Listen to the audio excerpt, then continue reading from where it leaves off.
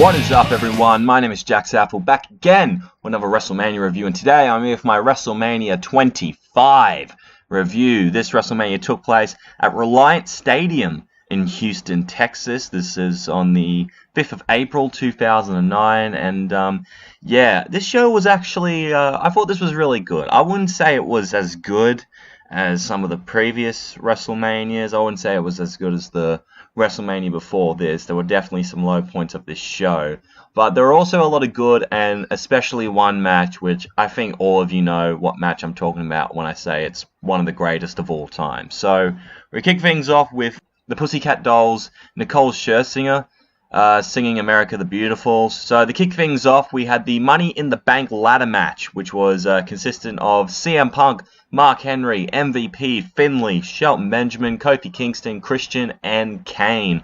And this was a really damn good Money in the Bank ladder match. Everyone hit some pretty good spots in this. Like Kofi Kingston was very impressive in this match as well, with the way he would use the ladder. Like even when he would just run up the ladder that wasn't even set up properly and was caught by Mark Henry into a World's Strongest Slam onto the ladder. And even when Shelton Benjamin jumped off that super fuck-off ladder onto everyone, which was just a great spot in general. But CM Punk wins this match for the second year in a row after kicking Kane off the ladder. I remember people really wanting Christian to win the Money in the Bank ladder match, as he had just returned to WWE like the month before after a couple of years being in TNA at the time. So didn't have a problem with CM Punk winning Money in the Bank. Obviously, he would go on to cash it in on Jeff Hardy for the World Heavyweight title at Extreme Rules. But yeah, good start for the show, I reckon. What wasn't good, though, was the 25 Diva Battle Royal.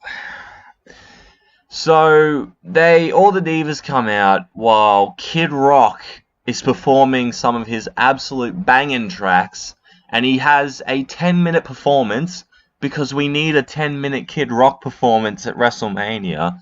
Jesus Christ, so the Divas Battle Royal was about as good as you'd expect from 25 Divas having a big clusterfuck match, and the participants were Alicia Fox, Beth Phoenix, Brie Bella, Eve Torres, Gail Kim, Jackie Gator, who made a return, Jillian Hall, Joy Giovanni, Katie Lee Burchell, Kelly Kelly, Layla, Maria, Maurice, Melina, Michelle McCool, Mickey James, Molly Holly made a return, Natalia, Nikki Bella, Rosa Mendez, Santina Marella, who ends up winning the Battle Royal, which is basically Santina Marella in drag, pretending to be Santino's twin cousin from Italy. It was the stupidest shit ever. Also, Sunny, Tiffany, Tori Wilson, and Victoria won this match. That's all I'm going to talk about this match, because this match was a piece of shit. Yeah, let's move on. After that was a 3-on-1 elimination handicap match. Chris Jericho versus Jimmy Superfly Snuka, Rowdy Roddy Piper, and Ricky the Dragon Steamboat, with Ric Flair in the Legends corner. So, the reason why Jericho was going after these legends, he had saw The Wrestler, which was an Academy Award nominated movie starring Mickey Rourke, about just a washed up wrestler trying to get back to his heights or something like that. So Jericho was very offended by that movie character-wise. He even showed up on Larry King.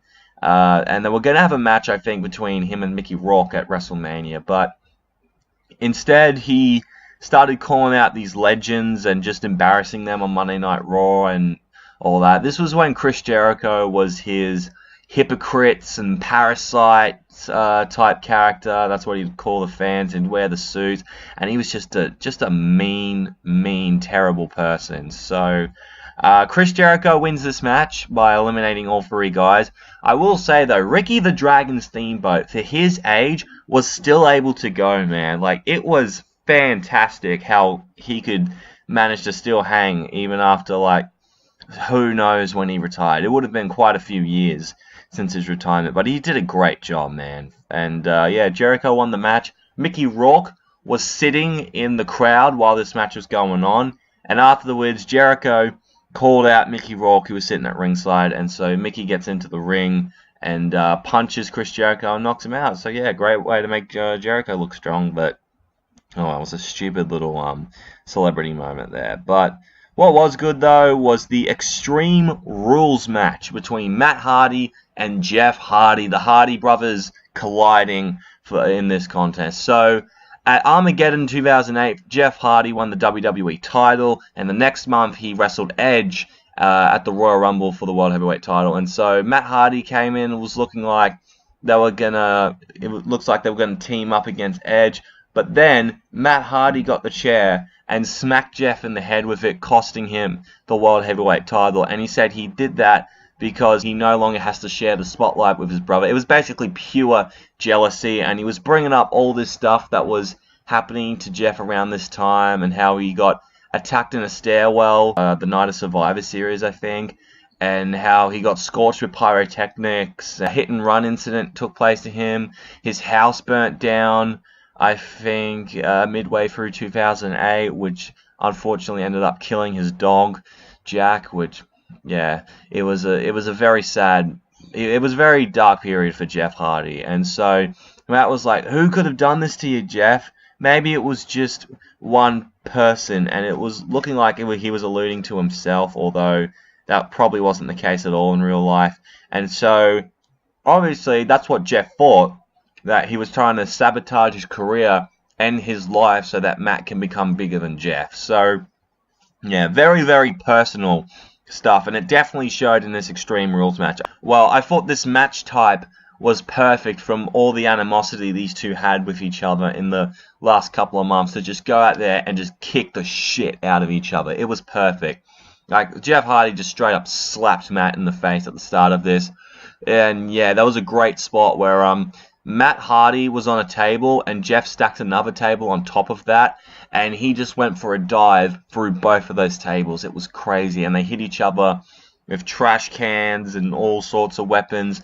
And the ending came where Jeff Hardy had two ladders, and he does that thing where he leapfrogs over one of the ladders and does a leg drop on Matt. He went for that, but Matt rolled out of the way, and Jeff Hardy missed, and he got caught with a twist of fate by Matt with his head stuck in a steel chair, which, damn, that would have sucked to gone through. And Matt Hardy actually won the match. So, yeah, I was surprised at the time that they actually gave it to Matt. I was expecting Jeff to win because he was super, super popular around this time period. Everyone loved Jeff Hardy. A few months later, his contract would expire with the WWE, and he would leave for a few months and then go to TNA and have a couple of years there. But, like, man, it was just, Jeff Hardy was one of the most popular guys in the company at the time, so to see him lose at WrestleMania was weird to me. I thought Jeff would have won, but doesn't matter with me. It was still a really damn good match. I loved the storyline going into it, and yeah, no problems here. So we get to a really, really weird, quick match for the Intercontinental Championship. JBL, yeah, JBL was actually Intercontinental Champion at one point, defending against Rey Mysterio. So JBL runs down the crowd as he's walking down to the ring, and he talks about, how great his life is, and said that he can be the hero that Texas needs, and that he'll be putting on the most dominating victory in WrestleMania history. And yeah, that did happen, just at JBL's expense, unfortunately for him.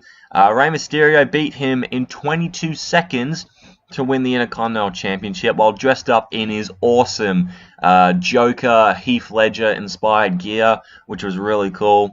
And yeah, right afterwards, JBL is just in shock. He can barely get words out, and he just screams, "I quit!" And when he said those words, there was a big pop from the crowd, and like watching it with my friends at the time, I was so happy because I fucking hated JBL, man. Because he was so good at being a heel. Seeing him just say "I quit" was just an amazing moment for me. But like, as for this match overall, you can't really judge it. It was too quick of a match to say, oh, it was a 5-star classic or anything. But you know what was a 5-star classic though? This next match we're about to talk about. Oh my fucking god. Shawn Michaels versus The Undertaker. I don't even know if I have to say anything about this match. I mean, everyone has seen this match. Everyone knows that this is... Many people have said that this is quite possibly the greatest match in the history of WWE in WrestleMania history. And when you watch it, oh, dude, you see why. Like, even the build-up to it. Everything about this match was just done perfectly.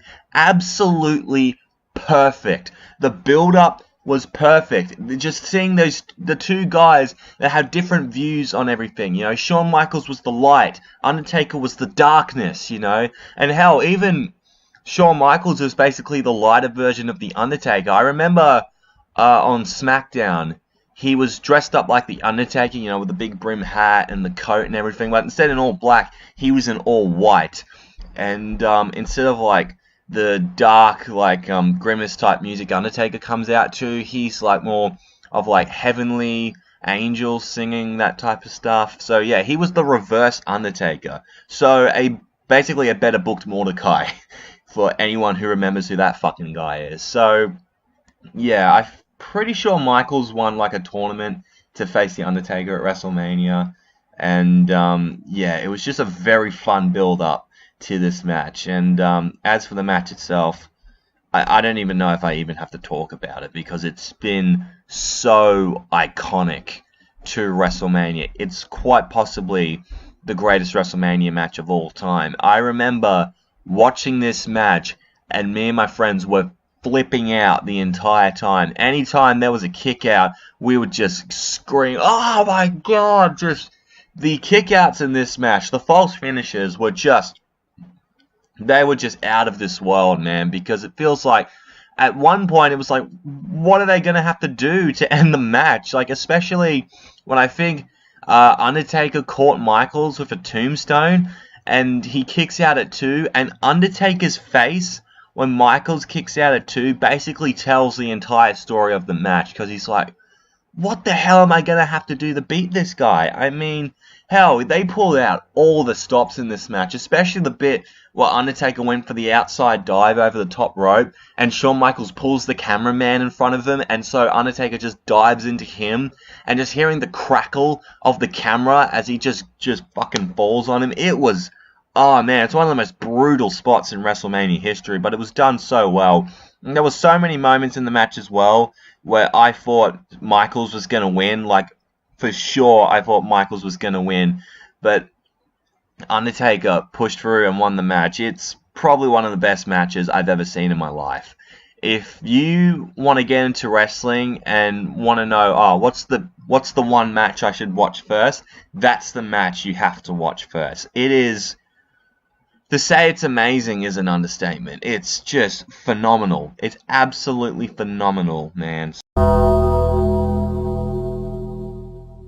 After that incredible contest, we get to a triple threat match for the World Heavyweight title. Edge defending against The Big Show and John Cena. So, the build-up for this was Edge won the World Heavyweight title after losing the WWE title in the WWE Championship Elimination Chamber match. So later on in the night, he attacked Kofi Kingston, took him out of the match, put himself in his spot, and he won the World Heavyweight title because just Edge was the ultimate opportunist. That was his thing. So after that Elimination Chamber pay-per-view, he was going to have a match against The Big Show for the World Heavyweight title, but John Cena basically kind of blackmailed his way into this feud because, you know, he whispers to Vicky, look, I've got some secret footage that, you know, I have with you and a certain superstar, and if you don't put me in this match, I'll show it on the screen.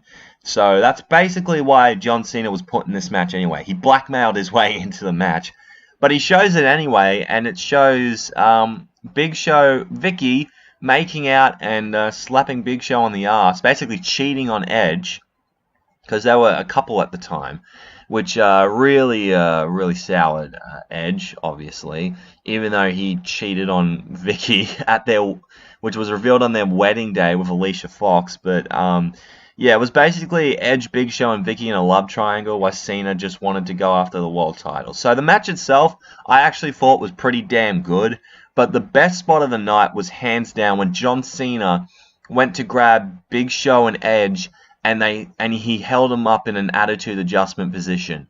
I saw that and I was like, oh my God, like, absolutely losing it. Because I'm like, how the fuck is he picking up both of them? Because, yeah, he's picked up 2 guys before. Like, he did it last year with Triple H and Randy Orton. But it's the Big Show and Edge.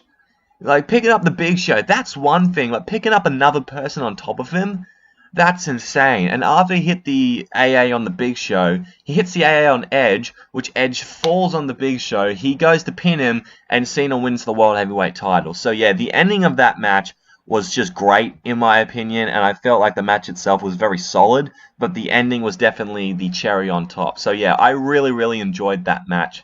And yeah, Cena winning, I believe, his 2nd or 3rd World Heavyweight title at that point. I can't really put a number on it, but yeah, it was a great moment to see. And then after that, we get to something, unfortunately, that could have been great, but not really. It was the main event for the WWE Championship. Triple H versus Randy Orton. The build-up for this match was fucking awesome. It was so good. Randy Orton was still bitter that Triple H turned his back on him in Evolution like 4 or 5 years ago at that point, and wanted to basically make Triple H's life a living hell. I mean, he could have done it back then, but hey, better late than never. So Randy, he had completely abandoned his Legend Killer gimmick. He is now the Viper, the Apex Predator, just an evil son of a bitch, man. Like, he went after Triple H's family. He slapped Vince in the face and kicked him in the skull. He won the Royal Rumble by eliminating Triple H, which got him his WWE title opportunity. He even went after Shane. He even beat him in a match at No Way Out. And he even went after Stephanie McMahon, hit her with an RKO. And after he did that, Randy ran out of the ring. And Triple H, who was on the SmackDown roster at the time, not on Raw, Triple H ran in and held Stephanie in his arms, and you should have seen the face on Triple H. It was probably the angriest I'd ever seen Triple H at that time. He was just boiling. He looked like his head was going to explode out of anger. And because of that, Triple H even had the balls to go to Randy Orton's house, basically invade his house, and just kick the shit out of him. He even threw him out of his own window. Like, that's how insane it was, man, and just how personal things were. And you think, oh, with that feud, this would easily be a no disqualifications match where the two would kick the living shit out of each other. It would have been great. So what does the Raw General Manager Vicky Guerrero put on it? If Triple H loses, he will be disqualified or counted out. Why would you put that stipulation on that match?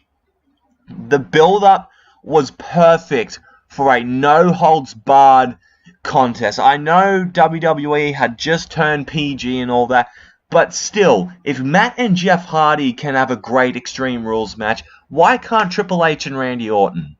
Why couldn't they? But instead, it had to be a standard one-on-one match, and it just didn't live up to the hype. It wasn't like the worst match in history, but when you compare that to some of the other contests, especially with what Undertaker and Shawn Michaels had put on before, there was no way in hell that they were going to top that.